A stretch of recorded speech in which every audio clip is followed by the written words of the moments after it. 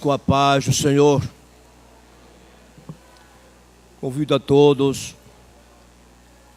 para louvar o Senhor nosso Deus,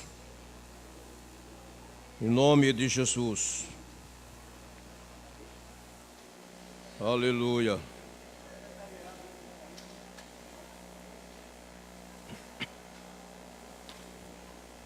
Glória a Deus. Vamos entoar, irmãos, o hino da nossa harpa cristã, de número 58. Toda a igreja louvando a Deus. Já temos orado ao Senhor e vamos adorar a Deus com os hinos, de número 58.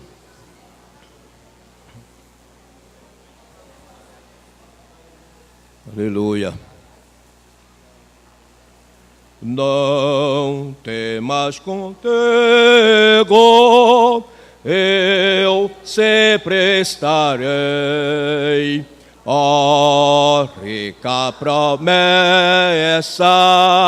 do bondoso Rei, qual estrela que brilha lá na escuridão, esta linda promessa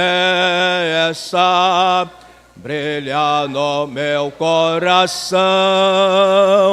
Comigo está, comigo está. Se Jesus me promete, sempre comigo estar.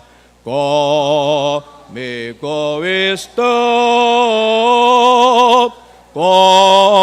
comigo está. Se Jesus me promete, sempre comigo está. Os lírios mais alvos eles murchos estão, os dias mais belos quão depressa vão. Cristo, lírio dos vales, nunca mudará. Cristo, a luz celeste, sempre comigo está. Comigo está, comigo está. Aleluia. Comigo estar, comigo está, comigo está. Se Jesus me promete, sempre comigo está. E se pelas águas tiver de passar, seus braços eternos hão de me guardar. Sim, mesmo no fogo que vem me provar, meu Senhor me promete, sempre comigo está. Comigo está, comigo está. Se Jesus me promete, sempre comigo está. Comigo comigo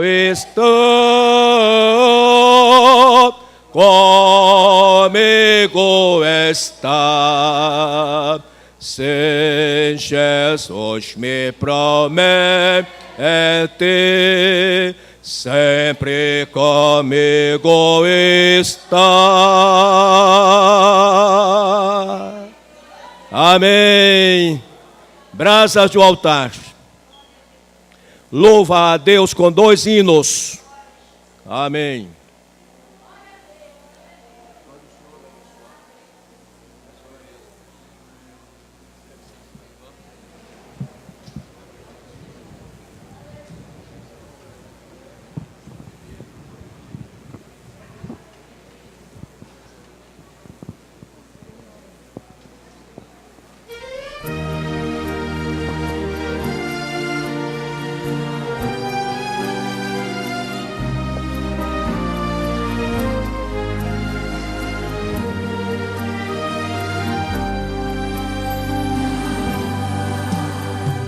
Quando o fogo foi aceso, ele estava lá.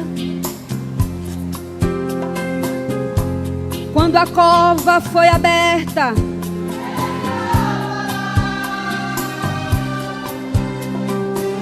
quando o gigante levantou,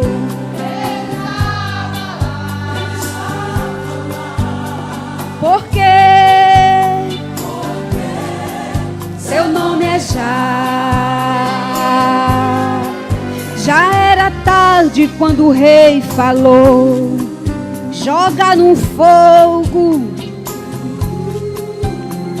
E os homens sem dó nem piedade a eles lançaram. Na mesma hora aparecia lá o quarto homem. E o rei, olhando apavorado, falou: quem é esse que passeia no fogo,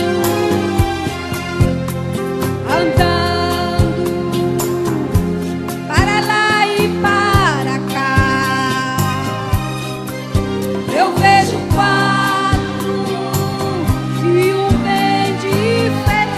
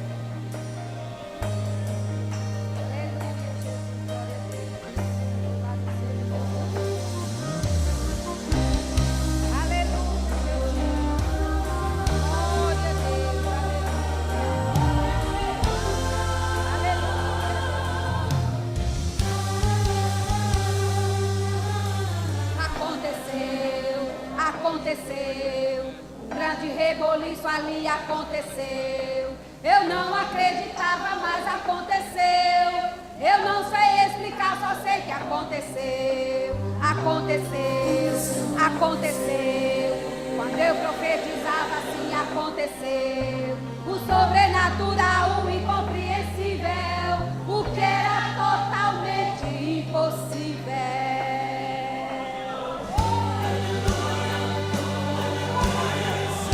Aleluia, Jesus, glória a Deus. Oh, aleluia. Veio sobre mim a mão do Senhor e me levou em espírito e me colocou no meio de um vale de ossos secos, secos, sequíssimos. E disse-me: filho do homem, poderão reviver estes ossos? Ah, eu disse: Senhor, tu sabes, só tu sabes. E ele me disse: profetiza sobre estes ossos e dize-lhes: ossos secos, ouvi a palavra do Senhor. Assim diz o Senhor Jeová a estes ossos: eis que farei entrar em vós o meu espírito, e vivereis, e sabereis que eu sou o Senhor.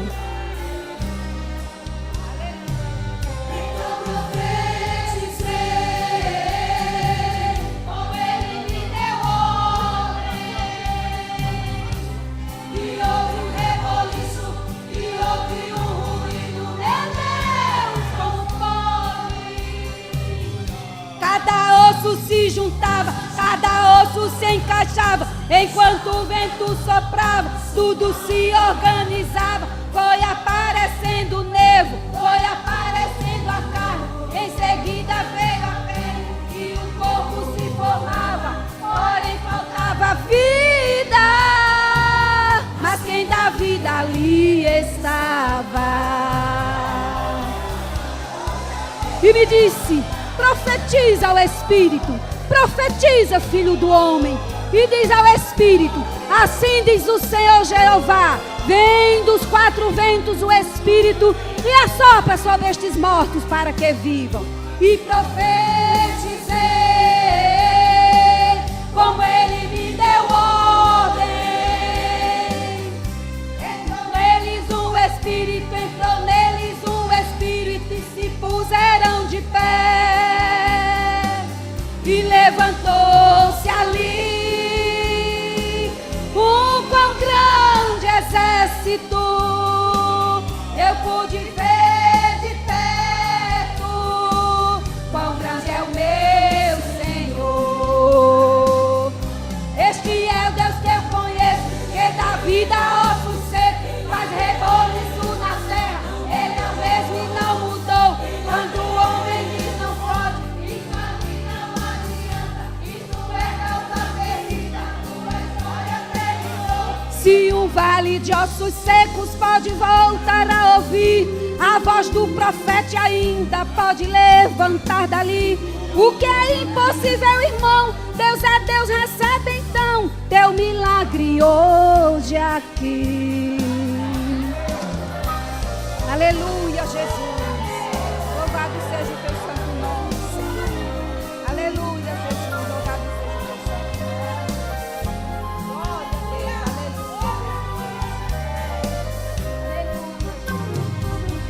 Aleluia. Este é o Deus que eu conheço, que dá vida a ossos secos, faz reboliço na terra. Ele é o mesmo e não mudou. Quando o homem diz não pode, isso aqui não adianta. Isso é causa perdida, tua história terminou. Se um vale de ossos secos pode voltar a ouvir, a voz do profeta ainda pode levantar dali. O que é impossível, irmão, Deus é Deus, recebe então teu milagre hoje aqui.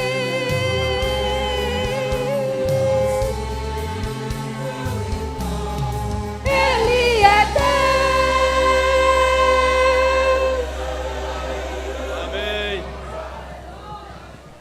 O presbítero Agrimeron está com os avisos. E após também o presbítero Adondinha.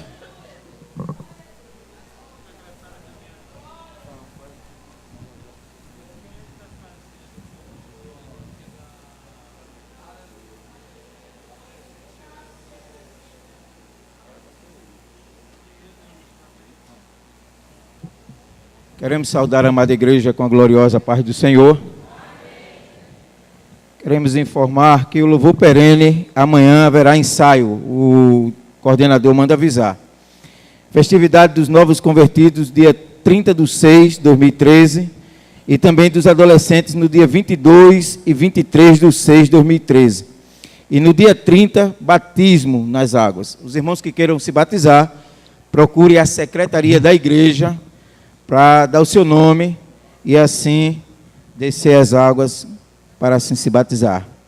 No culto do dia 26, no próximo domingo, será culto da igreja perseguida. E vai louvar ao Senhor o coral, visitadoras, adoração e cantores convidados. Os irmãos estejam cedo, o culto começa às 18h50, e todos estejam aqui para louvar e engrandecer ao Senhor. Sábado, às 15 horas, círculo de oração para as crianças. Também teremos círculo de oração para a mocidade e toda a igreja no sábado pela manhã. Então, toda a igreja está convidada para no sábado pela manhã vir adorar o Senhor juntamente com a coordenação do círculo de oração. Muitas vezes está aqui a irmã Liselda orando ao Senhor e sozinha, ela, a filha dela. Então, convidamos toda a igreja para, juntamente com a irmã Elielma também, adorar o Senhor em oração. No dia 25, sábado, amanhã, haverá concentração na Praça Almirante Barroso.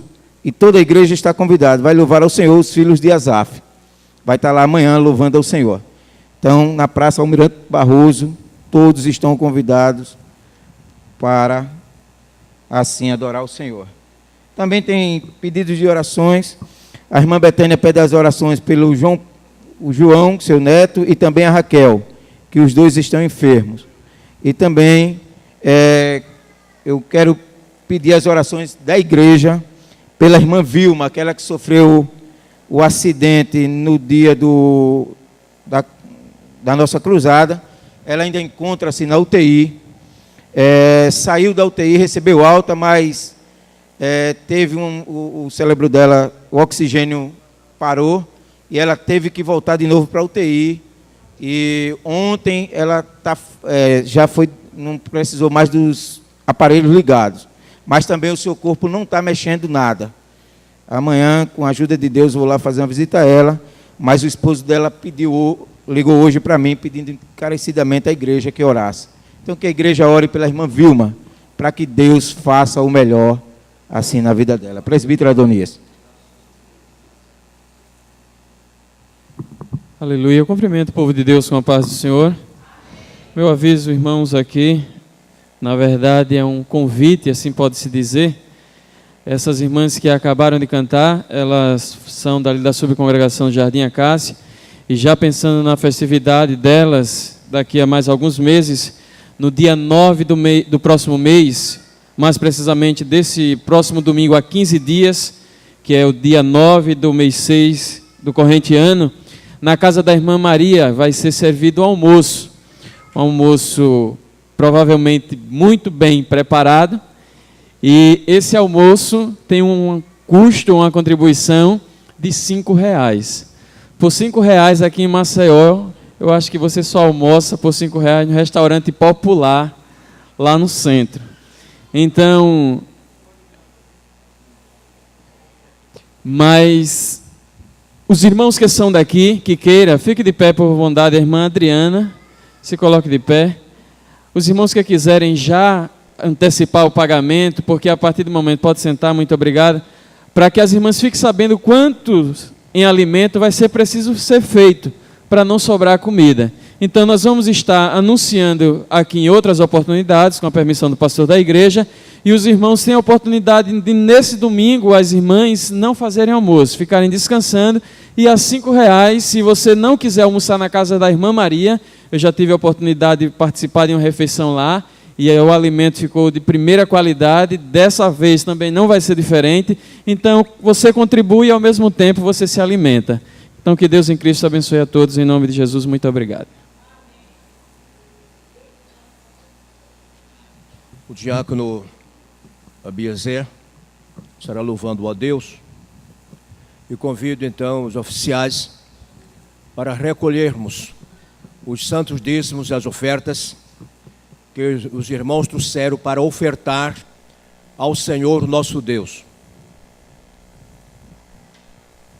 Eu convido o presbítero, irmão Vitor, para fazer esta oração. Aqueles irmãos que se encontram parados, que têm vontade de contribuir, para que Deus abra as portas do emprego, para que conceda aos seus servos em nome de Jesus.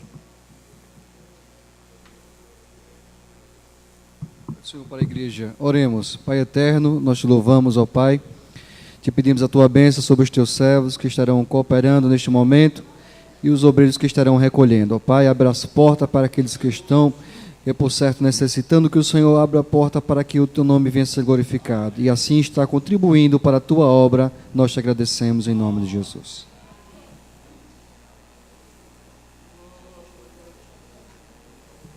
Paz do Senhor para a igreja, amém? Vamos louvar ao Senhor. Glória a Deus. Aleluia. Levante sua mão, dê glória para Jesus, amém? Glória a Deus.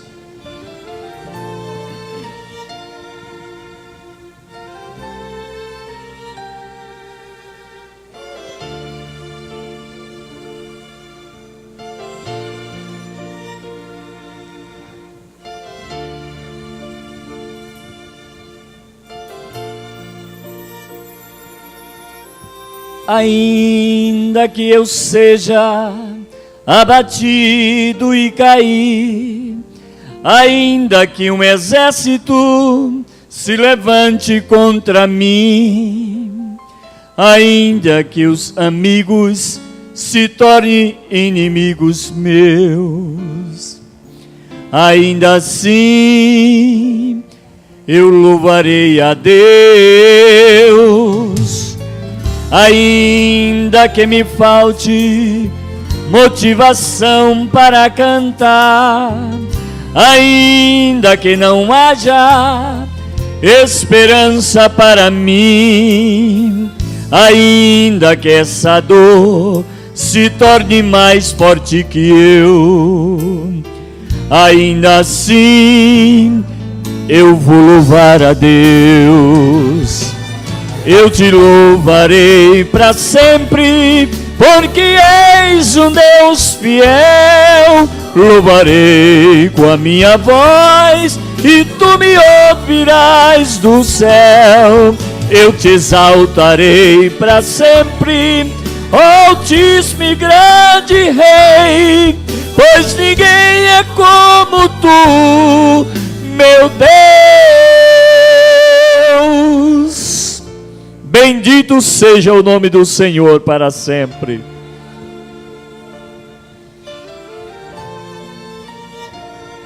Aleluia.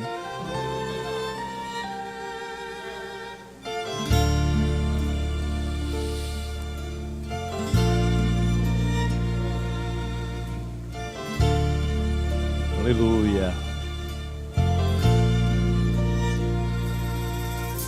Ainda que o inverno se demore a passar, ainda que as flores nunca cresçam em meu jardim, ainda que ninguém queira ouvir a minha voz, ainda assim eu vou louvar a Deus.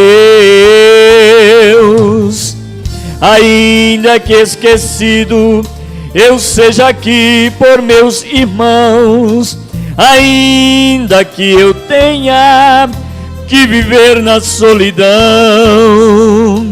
ainda que ninguém se apresente a meu favor, ainda assim louvarei ao Senhor.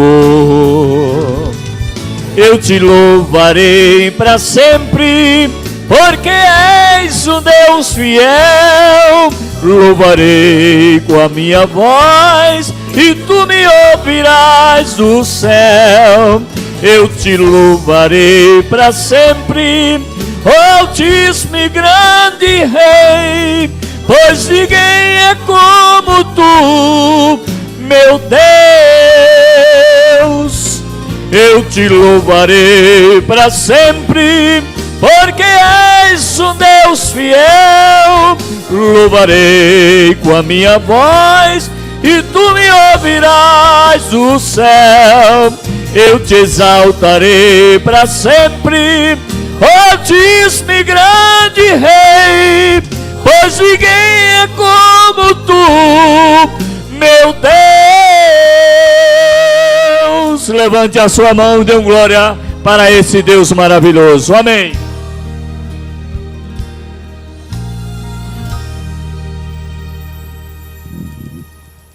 O coordenador da mocidade está nos avisando que de 10 à meia-noite haverá o que para vocês?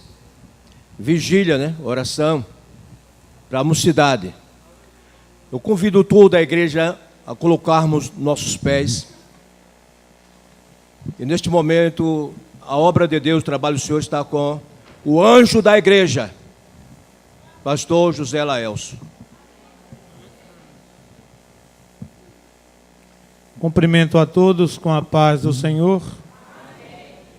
Vamos estar abrindo, amados irmãos, a nossa Bíblia, na carta de Paulo aos Efésios, capítulo 6, e o verso 17.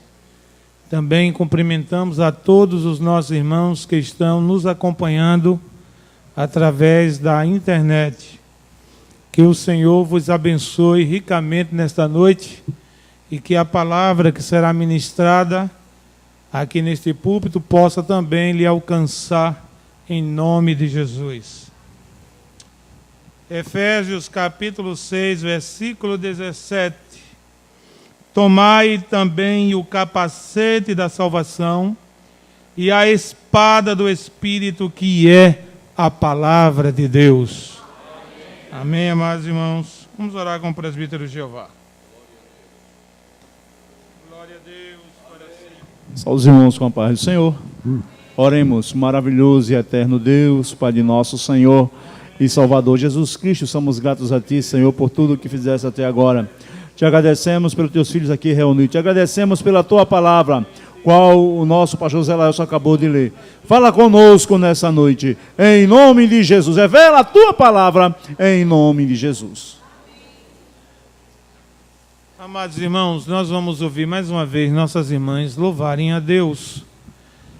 E enquanto elas vão louvar ao Senhor, nós vamos levantar a oferta, aquela oferta que estamos tirando a cada mês. É uma campanha para o pagamento de um terreno comprado, digo, pela nossa sede, que para a amplia construção do templo, sede e ampliação do estacionamento. Então nossas irmãs vão louvar ao Senhor e os nossos obreiros vão recolher esta oferta. Glória a Deus.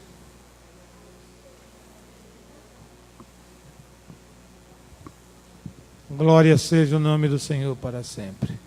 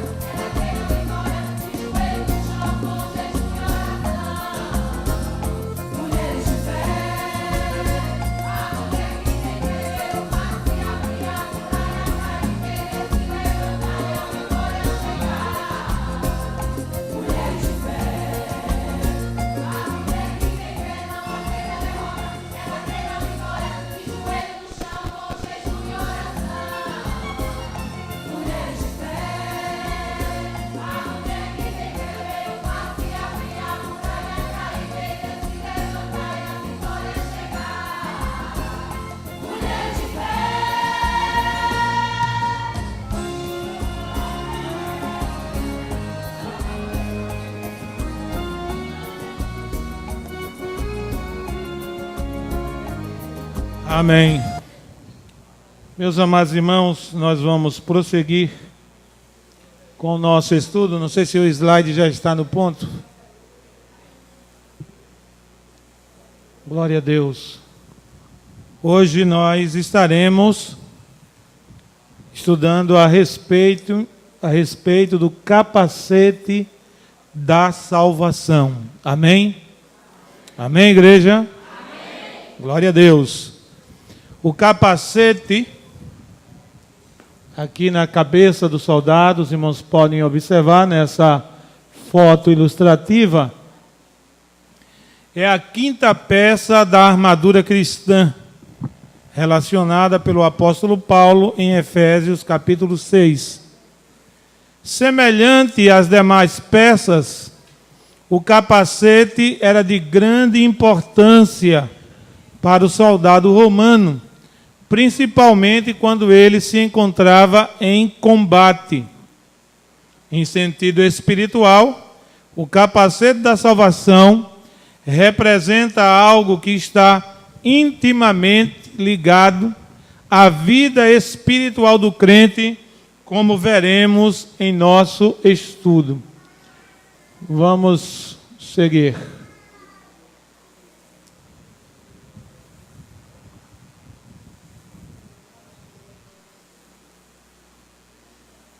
Como é que temos aí o título?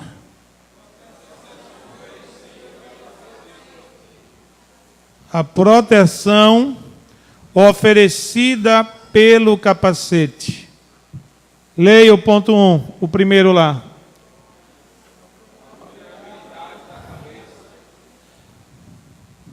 Quando o soldado saía para a guerra,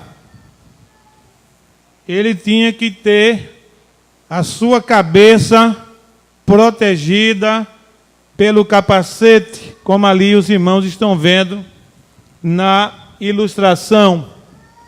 Ele todo equipado e com o capacete em sua cabeça. A cabeça é um dos órgãos mais vulneráveis do homem.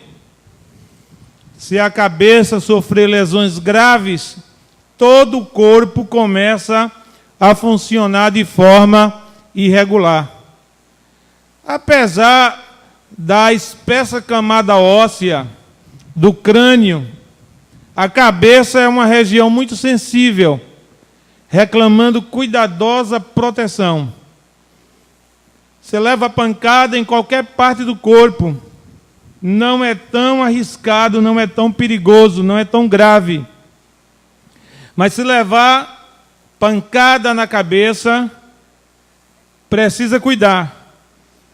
Eu conheci a história de uma jovem, ela não era crente, morava no sertão, em uma cidade que trabalhei, e ela, com 15 anos de idade, andando de bicicleta, caiu.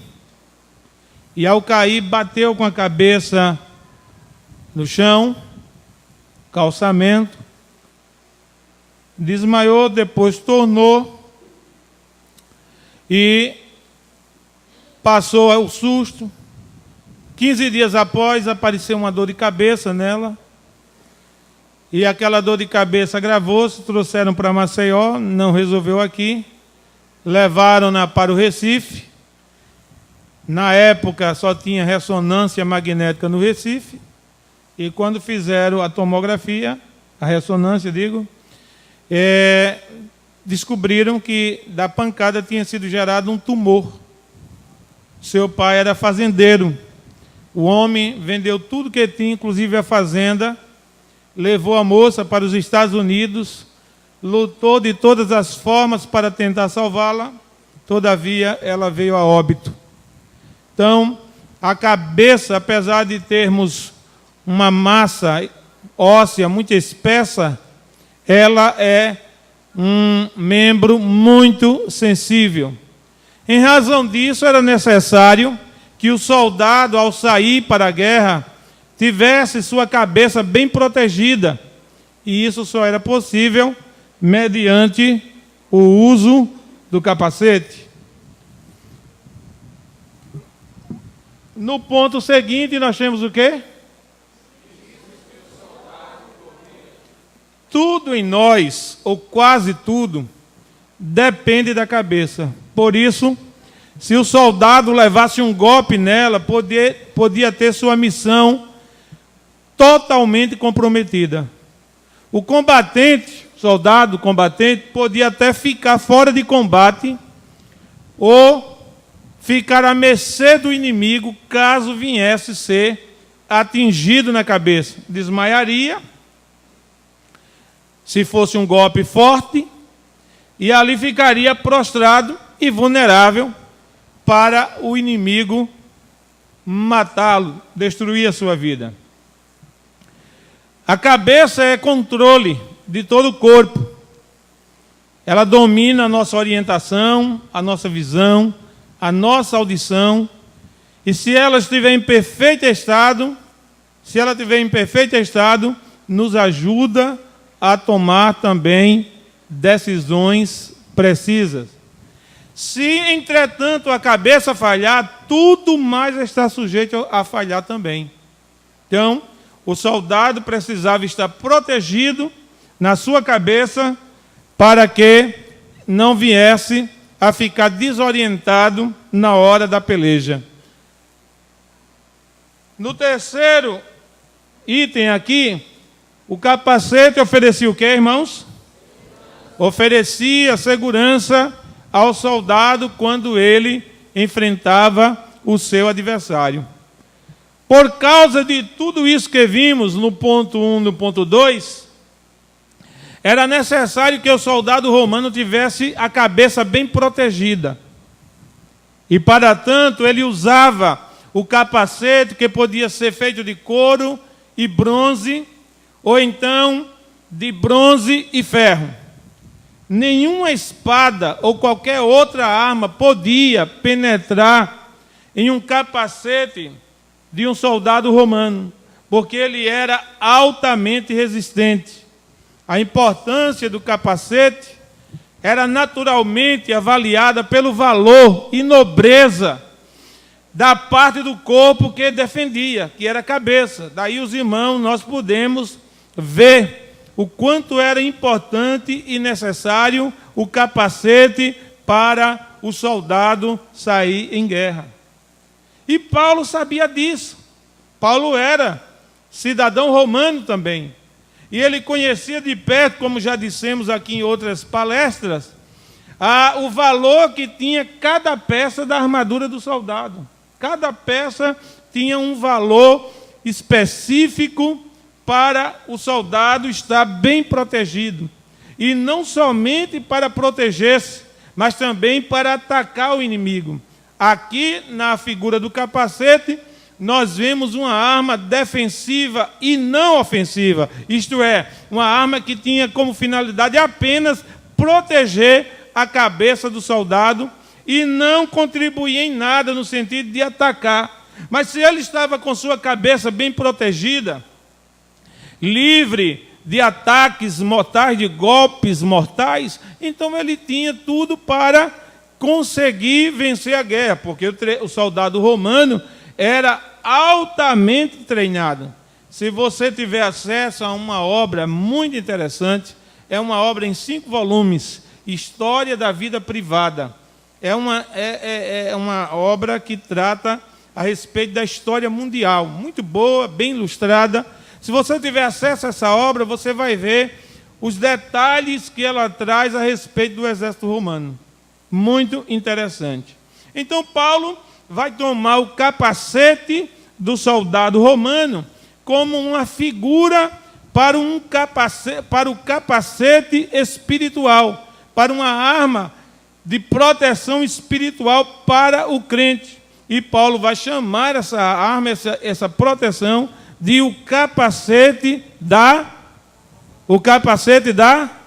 salvação. Tomai o capacete da salvação. Quando o apóstolo Paulo diz tomai, é interessante a expressão que ele usa. Essa expressão, esse termo tomar, o verbo aí, era algo que acontecia literalmente. Quando o soldado estava se preparando para sair na guerra juntamente com os seus companheiros, todas as peças da armadura eram colocadas no chão. E ele ia vestindo, colocando uma após outra. E quando ele estava fardado, todo pronto, então vinha o seu general e lhe entregava o capacete da salvação, o capacete de proteção para a sua cabeça. Por isso que Paulo diz: tomai.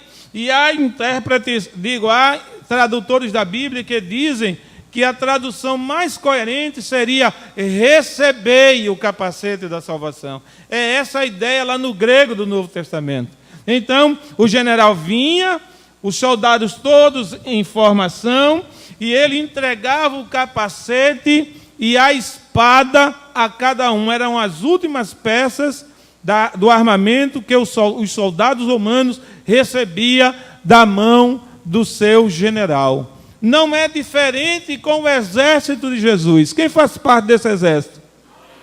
Quem faz parte desse exército? Dê um glória a Deus aí bonito. Não é diferente conosco. Depois de o Senhor nos equipar com toda a sua armadura, então Ele chega para nós e nos dá esse capacete glorioso e diz: use-o, não tire nunca ele da sua cabeça. Glória a Deus. Amém. Vamos ao ponto seguinte. Como é que diz aí? O capacete da salvação do crente. Aqui embaixo nós temos uma frase: Jesus,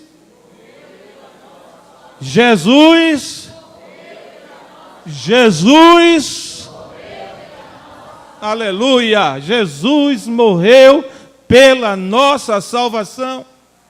E aqui nós vemos com esse slide a primeira pista, vamos dizer assim, do que significa o capacete da salvação do crente. Ele aponta diretamente para algo que está relacionado à nossa vida espiritual. O capacete da salvação tem um significado muito glorioso. Aleluia. O que significa então o capacete da salvação? Por favor, leiam todos aqui.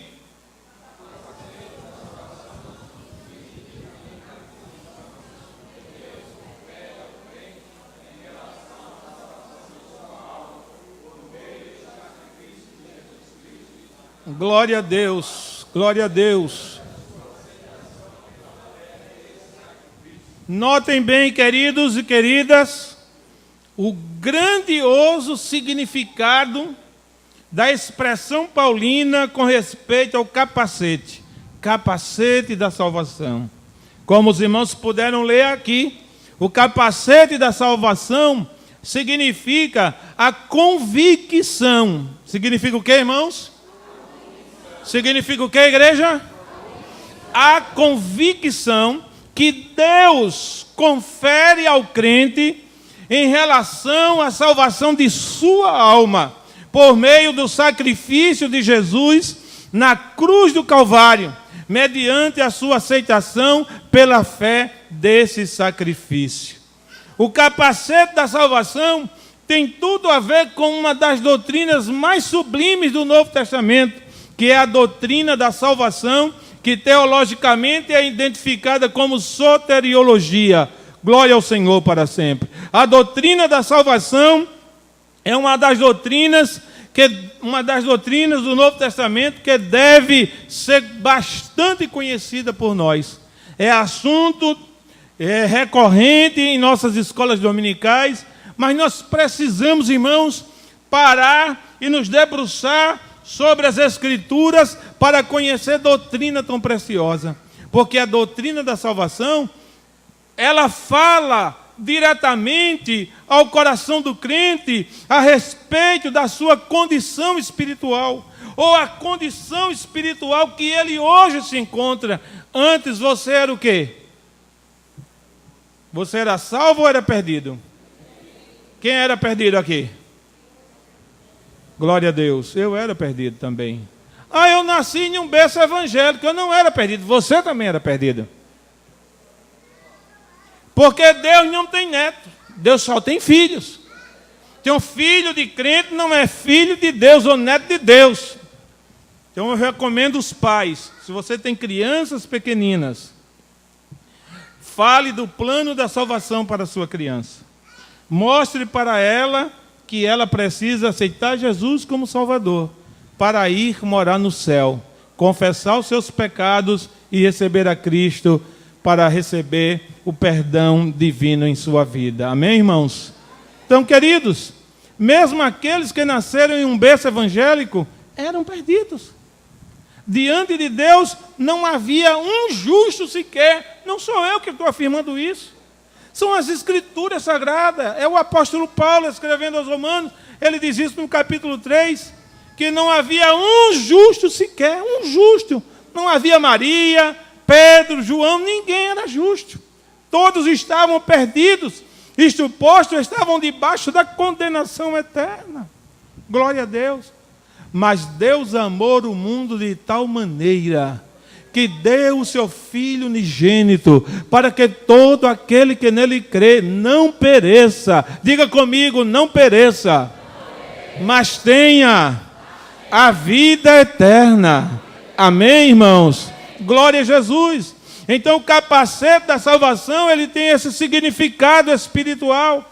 Ele fala da convicção que Deus confere ao crente em relação à salvação de sua alma, por meio do sacrifício de Jesus na cruz do Calvário, mediante a sua aceitação pela fé desse sacrifício. Essa convicção é como um capacete que está não no exterior do crente, mas no seu interior. Glória a Jesus. Amém? Em que consiste a salvação do crente? Uma pergunta que nós precisamos fazer. O que a Bíblia ensina sobre essa dádiva divina concedida a todo pecador? Que valor tem para nós o fato de sermos salvos? Veja aí o apóstolo Paulo. Paulo escreveu a respeito da salvação do crente. Leiam, por favor.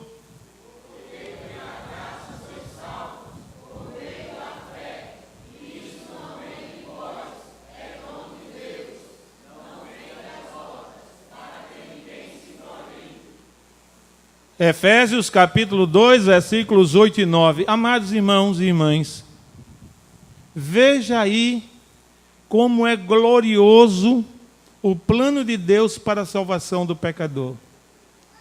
O pecador, nada do que ele faça para Deus em relação a obras poderá conduzi-lo à presença do Senhor.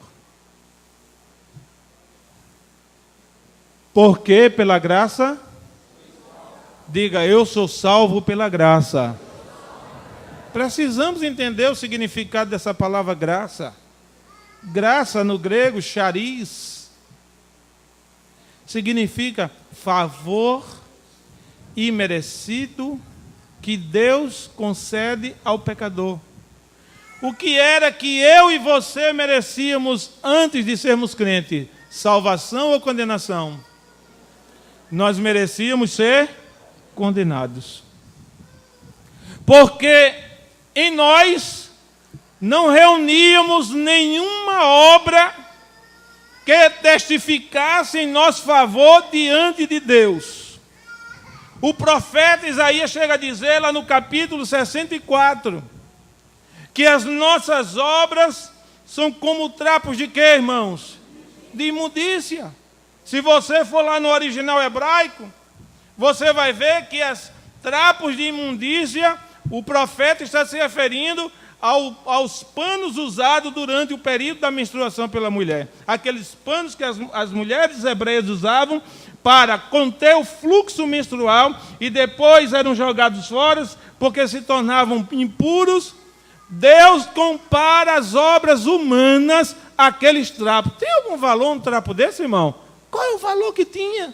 E Deus faz tal comparação, tal analogia em relação às obras humanas e o seu valor, o valor que a ela alguém quer dar, a trapos de imundícia, a panos de menstruação, para provar que as obras humanas nada valem diante dele, não tem valor nenhum. Pode dar esmola, pode rezar Ave Maria, Salve Rainha, o Credo, o Pai Nosso, não sei mais o quê.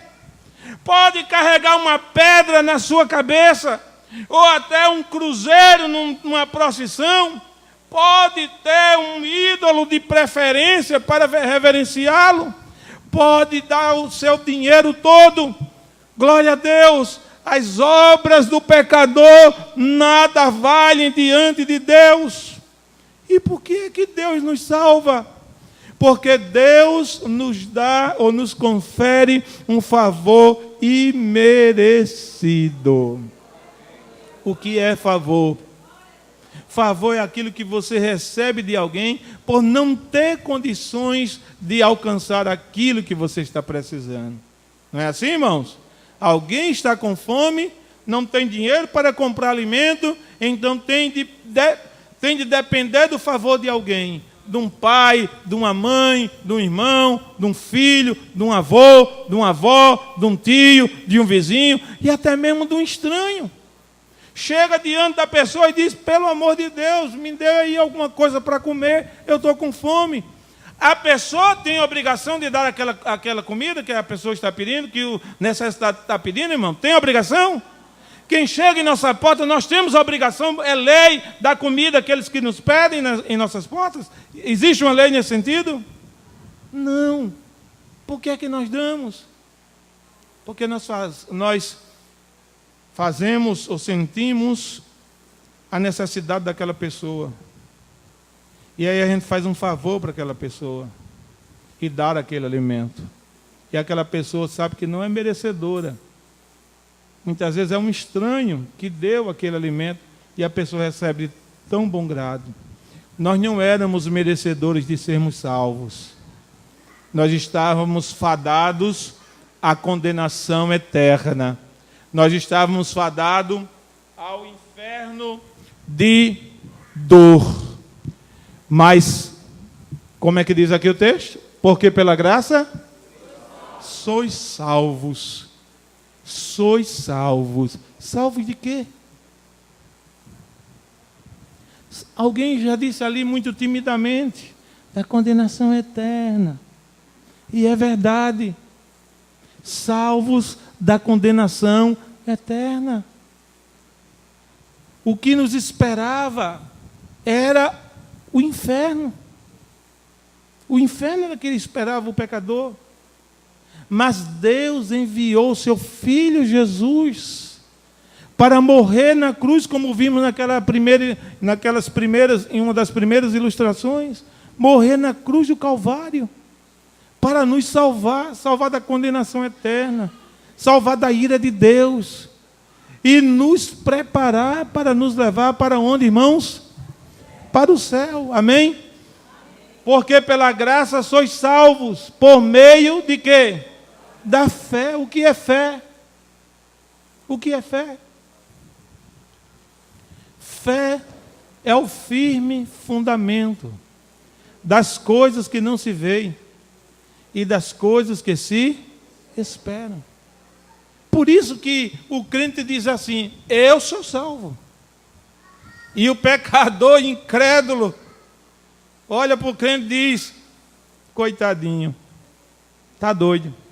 Depois que entrou naquela lei, depois que foi lá para o meio dos crentes, depois que começou a ler aquele livro da capa preta, depois que começou a orar, agora inventou uma história que é salvo. Glória a Jesus. Aí eu conheci um pastor batista, pastor Germiniano Pinto, que já dorme no Senhor. E eu era pastor da Assembleia de Deus na cidade e ele era o pastor da Igreja Batista, um pioneiro do Evangelho Batista naquela cidade, no sertão. E ele tinha uma empregada descrente. E não obstante aquela moça trabalhar na casa de um pastor, ela era incrédula, avessa ao Evangelho, não queria saber de negócio de crente. Tinha pavor. Aí precisava, se sujeitou a trabalhar na casa do pastor Germiniano. Muito bem. E um dia o pastor Germiniano, uma manhã, recebeu um moço em sua casa para tratar alguma coisa, não era crente o cidadão, e quando o pastor terminou de tratar o assunto com o cidadão, começou a pregar o Evangelho para ele. E a mulher estava lá limpando os móveis, varrendo, ajeitando as coisas e ouvindo o pastor pregar para aquele cidadão. E ela por aqui, como dizia minha mãe, o bofe inchado. Glória a Deus. Quando o cidadão foi embora, ela, possuída pelo demônio, cheia de ira, disse para o pastor: é por isso que eu não gosto de crente. Que crente tem umas besteiras de dizer que é salvo. E o pastor disse: minha filha, nós não apenas dizemos que somos salvos, mas nós sentimos a salvação. Estamos esperando Jesus voltar para nos levar para o céu.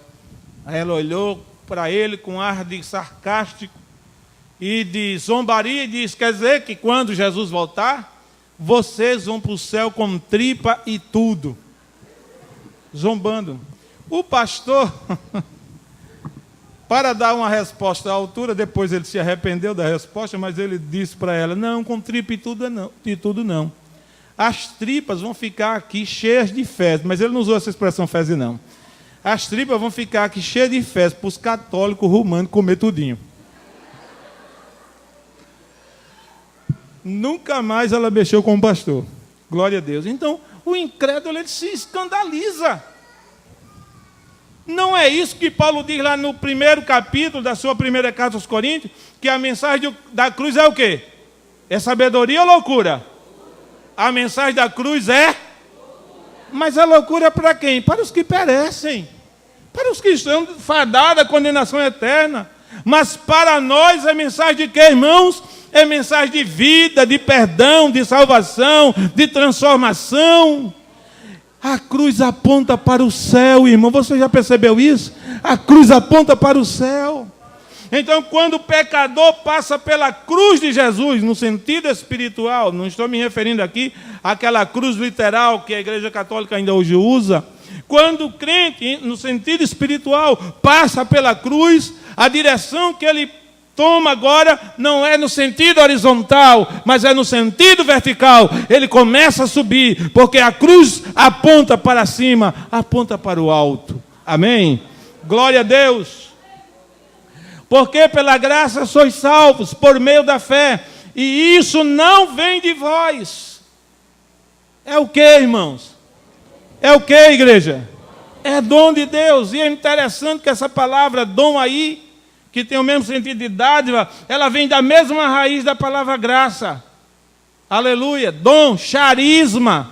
Enquanto graça é chariz, dom é charisma. Vem da mesma raiz.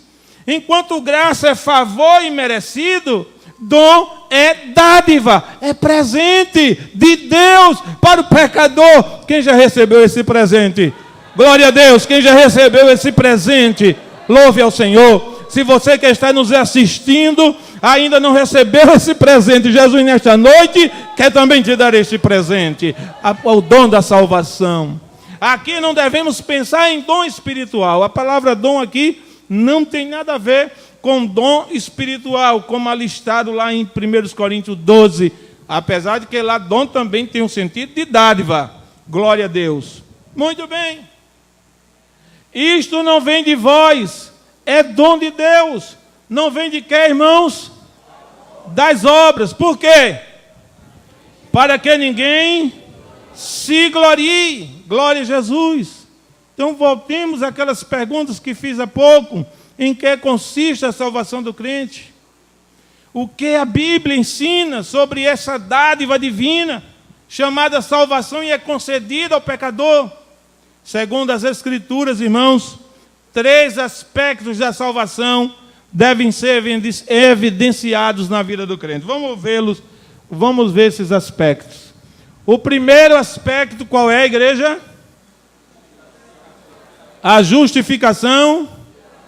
Leiam, por favor, o texto bíblico.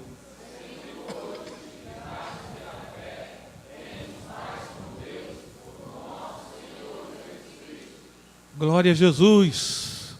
Quem já foi justificado aqui? Glória a Deus. Sendo, pois, justificados pela Pela? É por isso que a razão, o raciocínio humano não cabe dentro do espaço da salvação. Não queira questionar essa dádiva chamada salvação. E aí, como é que esse negócio de ser salvo? Como é isso? Se você começar a especular a respeito da salvação de sua alma, você vai entrar em parafuso, vai dar nó na sua mente. Por quê? Porque você está em um corpo mortal, isto posto, um corpo limitado. Ou tem aqui alguém que não é limitado? Tem algum super-homem aqui, uma super-mulher, Mulher Maravilha? Tem alguém aqui? Não, né? Todo mundo é limitado. A nossa mente, a nossa compreensão é limitada. Por que é que os intelectuais deste mundo, filósofos, sociólogos, cientistas e essa gente da elite intelectual do mundo não consegue ser crente? E até persegue quem é crente. Escreve livros e obras inteiras contra a fé cristã. Por quê? Porque eles querem compreender as coisas espirituais pelo raciocínio, pela razão humana. Querem saber como isso pode acontecer na prática, na vida do pecador. Quando a Bíblia nos diz aqui que nós somos justificados pela fé. Justificado pela fé. Eu aceitei Jesus pela fé. Ele me justificou, eu aceito isso pela fé. Ele me perdoou pela fé.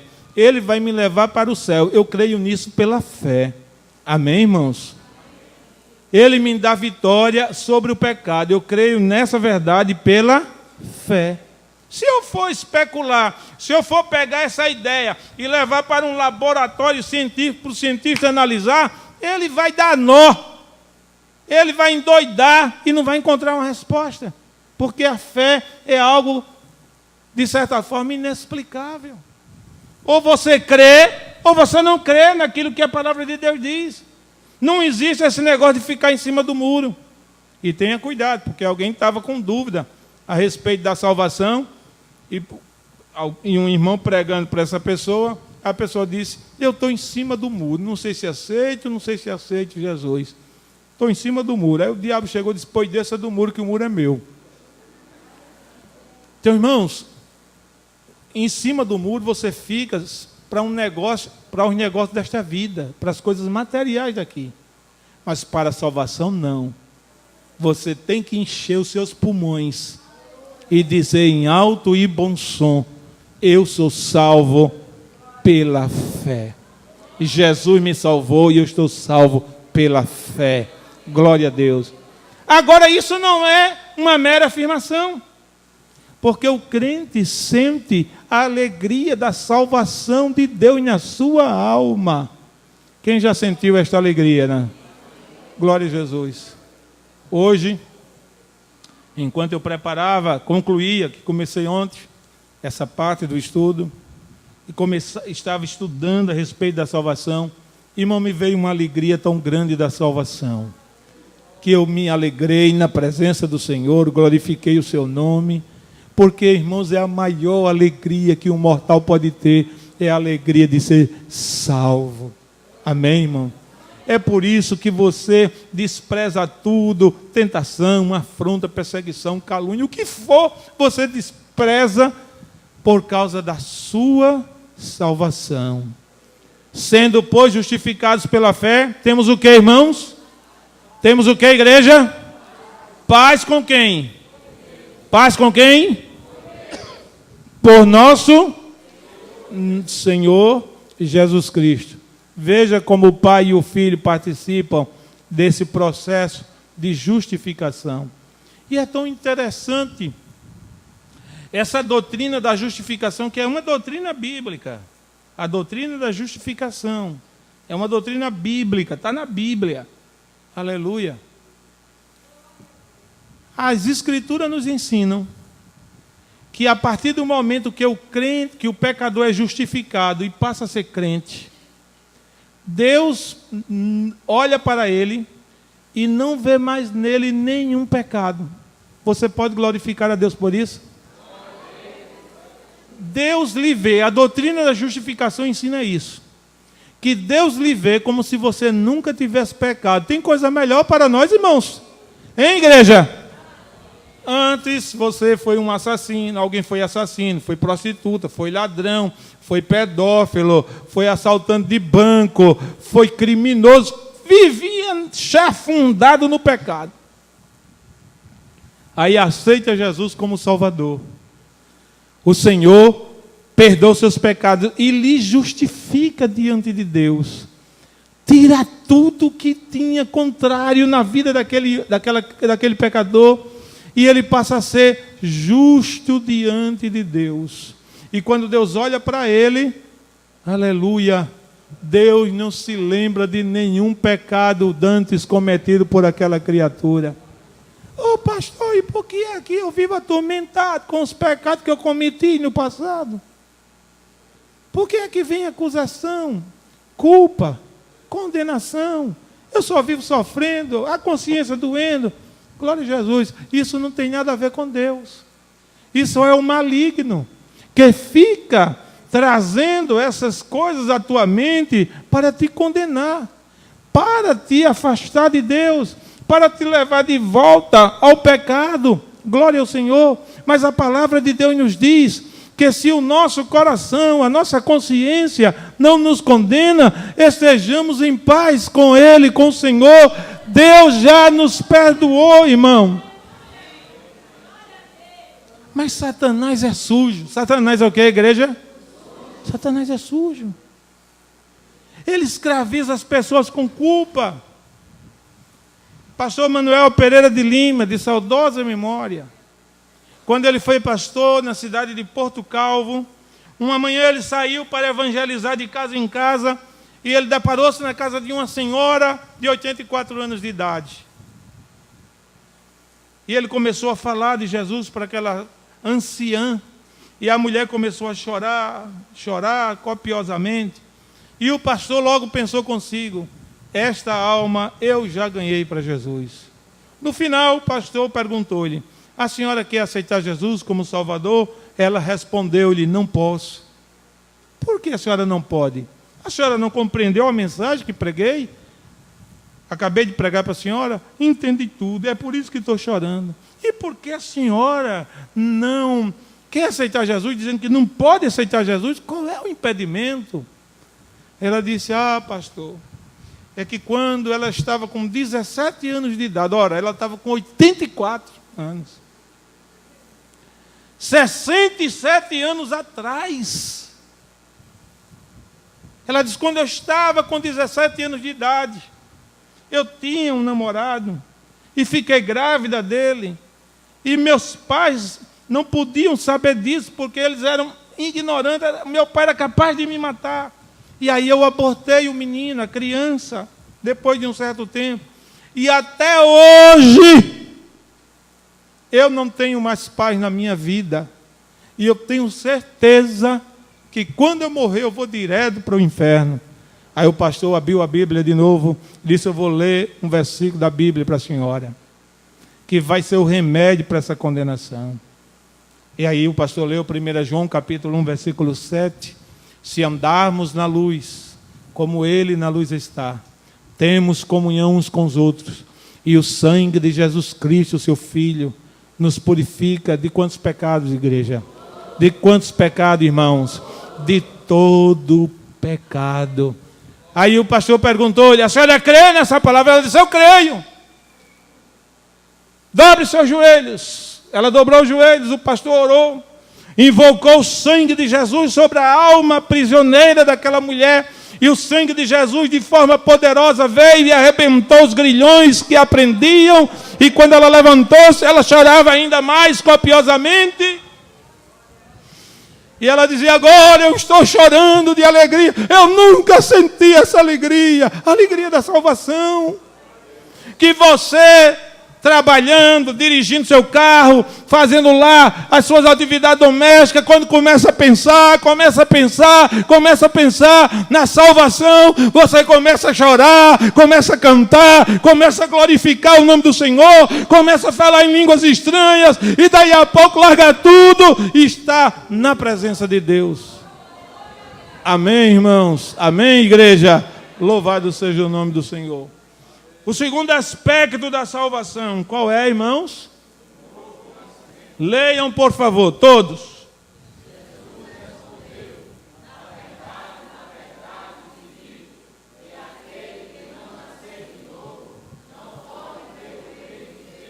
Então, o novo nascimento é o segundo aspecto da salvação. Eu não posso dizer que sou salvo se ainda não nasci de novo. Pastor, e como é que eu sei que nasci de novo? Quando se cumpre em sua vida aquilo que Paulo escreveu na segunda carta aos Coríntios, capítulo 5, versículo 17. Vou iniciar e a igreja vai dizer o resto. Quem está em Cristo?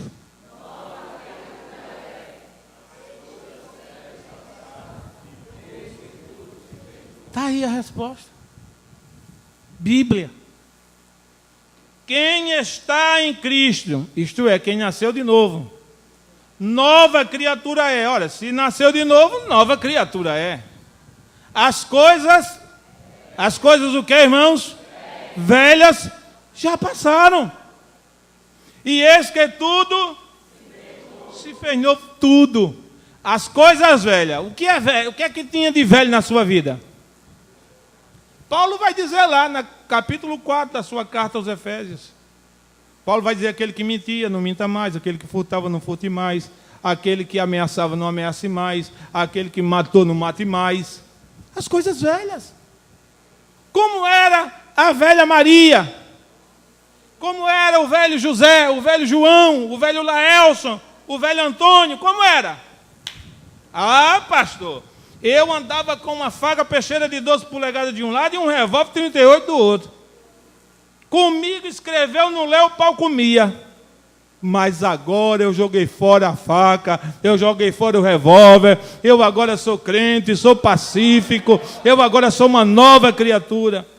Ah, pastor, eu mentia tanto, eu mentia para a esposa, eu mentia para o patrão, eu mentia para os filhos, eu mentia para os vizinhos, eu era um mentiroso inveterado. Mas agora não, pastor. Agora eu falo a verdade. Nem que o sangue dê no meio da canela, eu falo a verdade.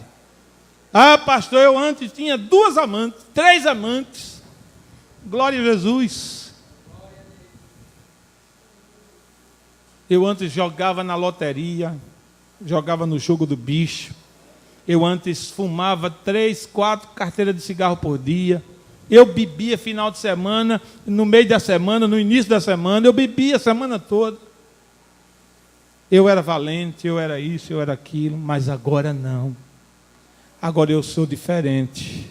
Até eu me estranho. Você já se estranhou alguma vez? Alguém já se estranhou alguma vez? Peraí, será que sou eu mesmo que estou aguentando isso? Será que sou eu mesmo que estou fazendo isso, pedindo perdão? Eu que era orgulhoso, será que sou eu mesmo que estou pedindo perdão? Por quê? Porque você nasceu o quê? Nasceste de novo, anda já com Deus, pertences ao povo que vai para o céu. Tens a lei escrita no teu coração, em ti já habita plena salvação. Amém? Quem nasceu de novo, diga amém. Amém. Quem não nasceu tem preguiça de dizer amém. E o terceiro aspecto qual é?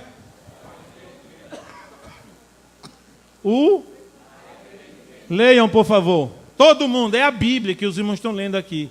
Leiam, porque isso vai ficar gravado na tábua do seu coração. Leiam, por favor.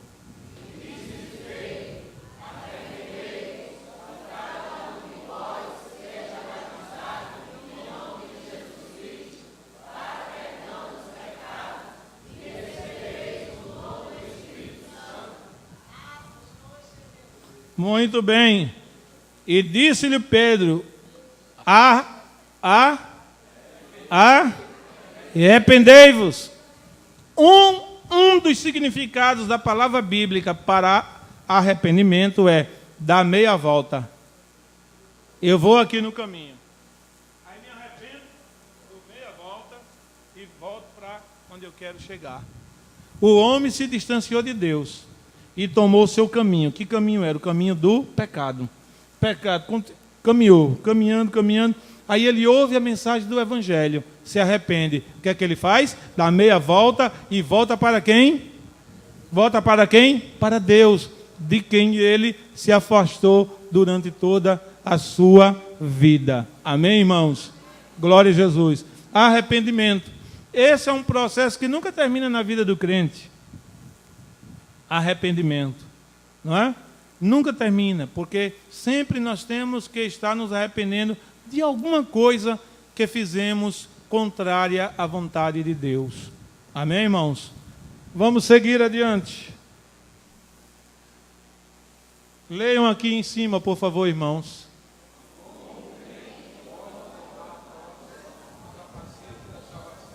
Como é que o crente pode tomar posse do capacete da salvação? Leiam.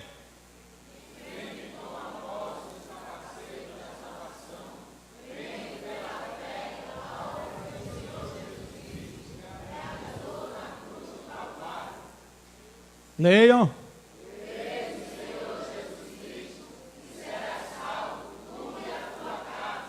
Amém? Amém? É tão simples tomar posse desse capacete. O capacete da salvação. É tão simples ser salvo. É crer. Glória a Jesus. Amém? Crer em Jesus como Salvador. Foi isso que Paulo disse para o carcereiro. Crê no Senhor Jesus Cristo e vai ser o quê? E serás salvo. Tu e a tua casa. Amém. Glória a Deus. Leiam aqui em cima.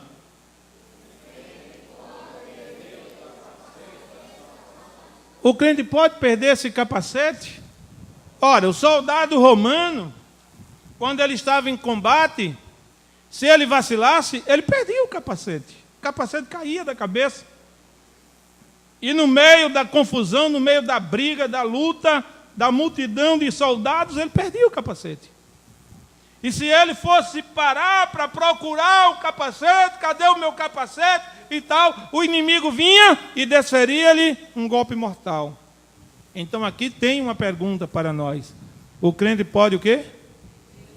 Pode perder o capacete da salvação? Pode sim. Veja aí o que diz. Leiam, por favor.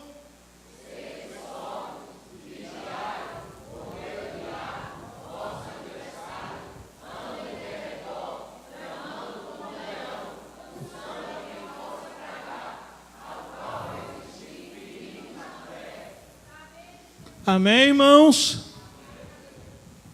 O crente pode perder o capacete da salvação, sim. O crente pode perder a sua salvação.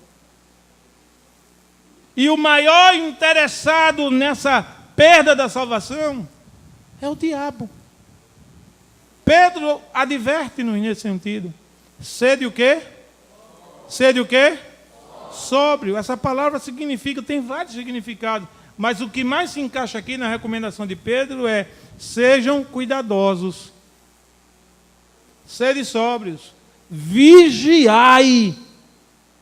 Palavra importante para o crente no sentido espiritual. Vigiai. Jesus disse lá para os discípulos temerosos, antes dele ser crucificado: olhai, vigiai e orai. Porque o espírito está, mas a carne é fraca. Não confie na sua carne, não. Ah, eu sei até onde eu posso ir. Não dê corda à sua carne. Não dê corda a ela. Porque ela lhe domina, ele lhe joga no poço, na lama. Então o diabo, que o apóstolo Pedro diz que anda em derredor bramando como leão, buscando a quem possa tragar, a quem não esteja vigiando, a quem não esteja orando, a quem não esteja se santificando, a quem não esteja dando lugar a Deus na sua vida. E eu te pergunto, tu tens vigiado? Tu tens orado? Pedindo ao Senhor, Senhor, me guarda, não deixa eu perder a minha salvação. Tu tens santificado a tua vida, tu tens te debruçado sobre as Escrituras para lê-la, meditá-la, estudá-la na escola dominical também. Glória a Deus. Como é que vai a tua vida de comunhão com Deus, de santificação com Deus? Como é que vai? Louvado seja o nome do Senhor para sempre. O diabo que anda bramando como leão ao nosso redor, ele conhece muito bem quando o crente está vulnerável. É quando ele deixa de fazer as coisas necessárias no terreno espiritual. Ele deixa de orar, ele deixa de meditar, ele deixa de se santificar, ele se dedica aí às novelas, aos programas de televisão, aos passeios, às amizades, ao namoro, ao casamento, ao cônjuge. Prioriza essas coisas. São importantes elas? Alguns sim, são importantes. A família é importante, o lazer é bom, é necessário, não é? E tantas outras coisas são importantes, mas elas não devem ser prioridade. Elas não devem ser prioridade. O que é que essas coisas não devem ser, igreja? Prioridade para a nossa vida. Não deve. Glória a Jesus. Eu não troco minha academia por nada neste mundo. É religiosamente. Todo dia eu tenho que malhar 1 hora. Eu perco até o culto, se possível for, mas minha academia eu não fico sem ela.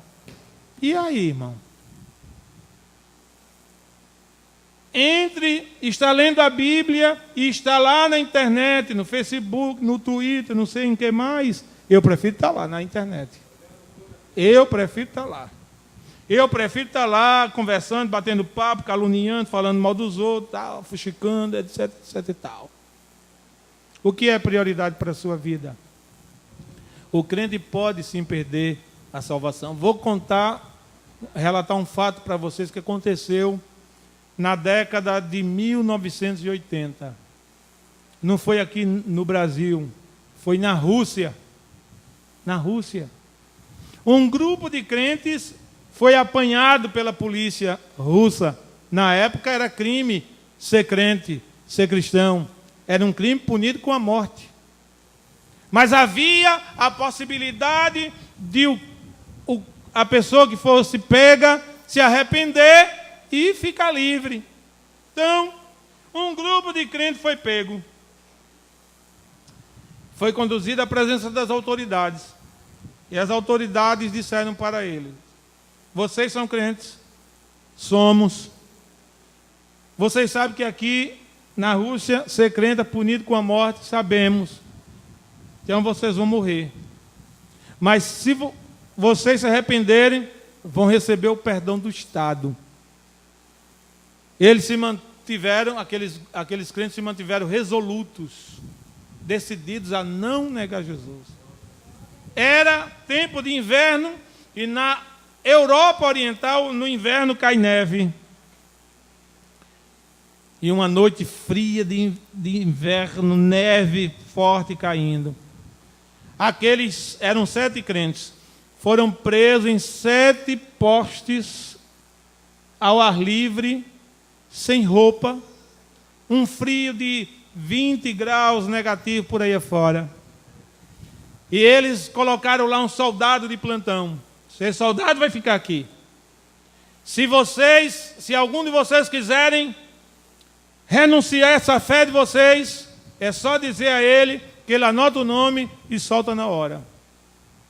E aí aqueles crentes foram presos e alta madrugada, já todos roxos de frio, praticamente congelados, mas ainda lúcidos, ali resistindo. O guarda em uma cabine próxima, olhando para eles.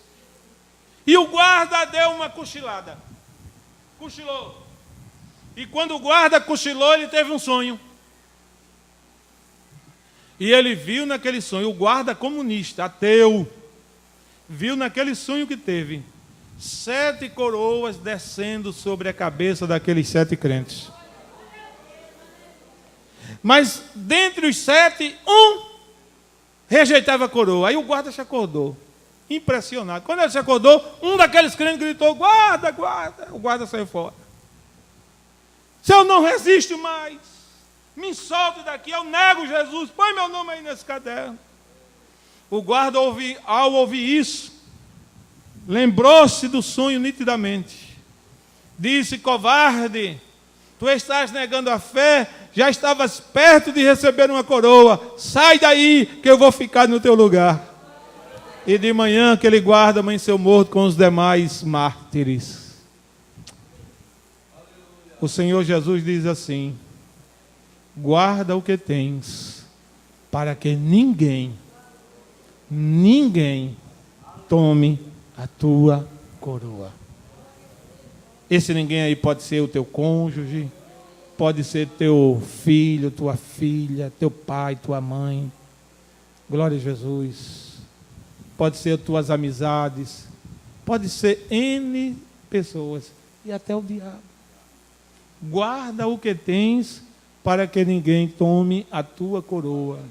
Eu ainda quero acrescentar em relação à possibilidade do crente perder a sua salvação e voltar para o pecado. Jesus usa uma comparação até um pouco feia. Jesus disse: é como a porca, Pedro, aliás, é como a porca que volta ao despojadouro da lama, e como o cachorro que volta ao seu vômito. Vocês já viram cachorro comer vômito? Eu já vi. É algo sujo, imundo. O sujeito vomita, dá uma saidinha, depois volta, enquanto o vômito come tudinho. Não. A porca, se você der um banho nela, deixar bonitinha, botar um lacinho nela, perfumá-la, talquinho e tal, deixa ela bem bonitinha. Na primeira oportunidade que ela tiver e ver uma poça de lama, o que é que ela vai fazer? Mergulhar. É a natureza dela. Glória a Jesus. Então o crente pode perder a salvação. Ainda complementando, porque já passamos do horário, a doutrina calvinista, que ensina que o crente, uma vez salvo, salvo para sempre, é uma doutrina falsa. Há igrejas que pregam isso. Igrejas, inclusive, evangélicas, que ensinam que uma vez que o crente é salvo, ele é salvo para sempre. Pode acontecer o que acontecer, ele está salvo. Glória a Jesus. Não creia nessa doutrina. Vamos concluir nosso estudo. Vamos avançar aqui. Leiam aí em cima, por favor. Vimos no princípio da nossa palestra, da nossa mensagem, que uma das qualidades do capacete era oferecer segurança ao soldado quando ele estava em guerra. Primeiro, segurança contra o quê, irmãos? Os ataques de Satanás. Como Satanás ataca o crente? Primeiro, através do ensino de heresias. Leiam aí.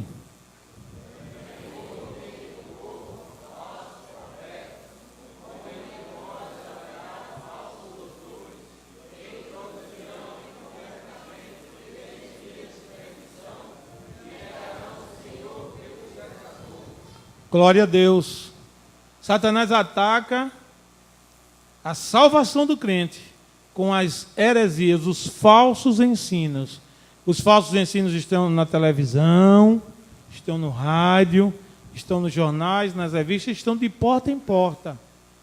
É por isso que eu oriento os irmãos a não estarem aceitando o convite para ir para qualquer igreja. Ah, minha igreja lá é uma bênção. Vamos lá fazer uma visita. Vá não, irmão. Você tem tanta coisa para fazer na sua igreja, fique onde está. Não saia do lugar. Amém? Glória a Jesus. Outro ataque, através de quê? Da falsa ciência. Ó, Timóteo, por favor, leiam.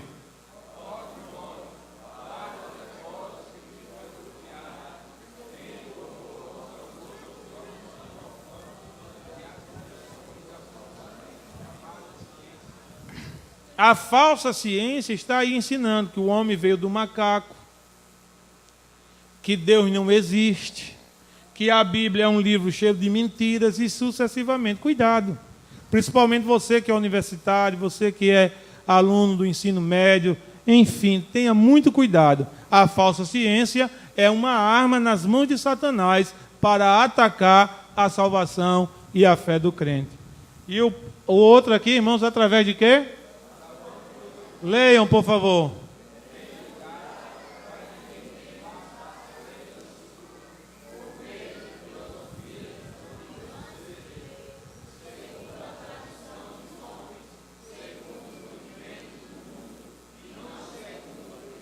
Amém. A vã filosofia, ela está presente também. E aqui a outra arma. Leiam.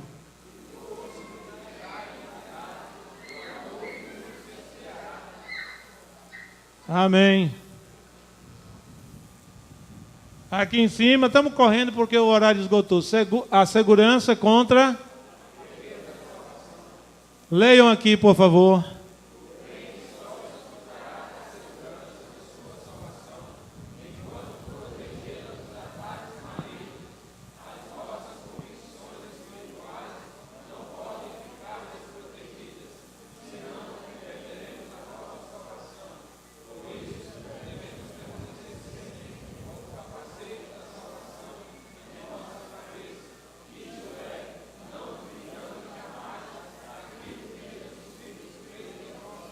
O que foi que Jesus Cristo fez em nossa vida, irmãos? Primeiro. Segundo. E terceiro. Amém, irmãos. Com tudo isso que Jesus fez em nossa vida, a gente não pode perder o capacete da salvação. Louvado seja o nome do Senhor. E finalmente, igreja, a segurança da salvação até o fim da jornada. 1 Tessalonicenses 5:8, Paulo diz, e tendo por capacete, o quê? A esperança da salvação. E na sua carta aos Romanos, capítulo 8, versículo 24, Paulo diz, porque em esperança somos salvos. Então, irmãos, a salvação é hoje e temos a esperança também de alcançarmos a concretização dela quando chegarmos ali na presença do nosso bondoso Deus. Fique de pé em nome de Jesus. Ah, pastor, eu sou crente, mas ainda não tenho certeza da minha salvação. Glória a Jesus.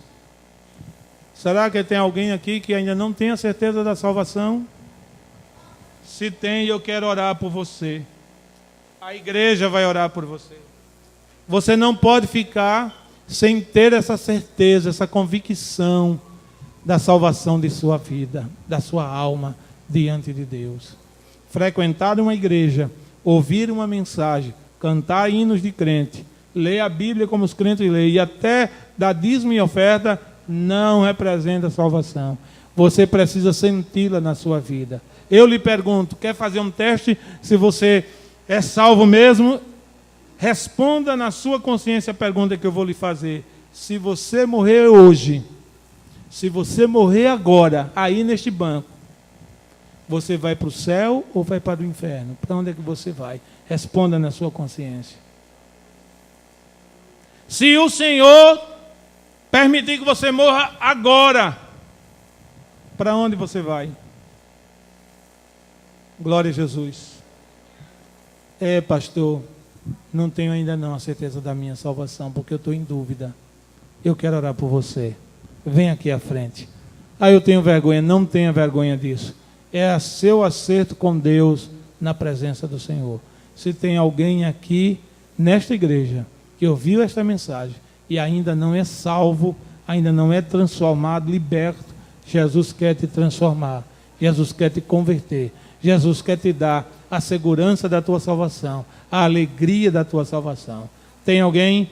Glória a Jesus. Tem alguém? Pastor, o senhor está fazendo convite para os crentes aceitar Jesus? Não. Eu estou fazendo convite para aqueles que ainda, se dizem crentes e ainda não sentem a segurança da salvação. Glória a Deus. Se o teu coração parar de bater agora, se você for embora, para onde você vai? Se o seu coração parar de bater agora, se você for embora, para onde você vai? Céu, inferno, podes crer, há 2 caminhos para você. E aí, qual é o caminho que você escolheu? Glória a Jesus. Quem é salvo e tem certeza, diga amém. Quem é salvo e tem certeza, diga amém. Quem é salvo e tem certeza, sua vida é uma beleza. Quem é salvo e tem certeza, diga amém. Então parece que todo mundo tem essa certeza. Glória a Deus. Quantos necessitam das orações? Amado Deus e Pai Celestial, em o nome de Jesus, o teu Filho amado, nós te agradecemos pelo estudo da tua palavra, pela salvação que o Senhor nos deu. Meu Pai, nos ajuda a guardar esta salvação preciosa em nossa vida, que o inimigo nem ninguém deste mundo possa arrancá-la de nossa alma. Abençoa a tua igreja, renova, Senhor, na vida de cada crente, esta esperança gloriosa da salvação eterna, em nome de Jesus. O amor de Deus, nosso Pai, a graça de Jesus, nosso Salvador, e a consolação do Espírito Santo seja com todos, e todos dizem amém. Deus abençoe, amados e amadas, firme e avante.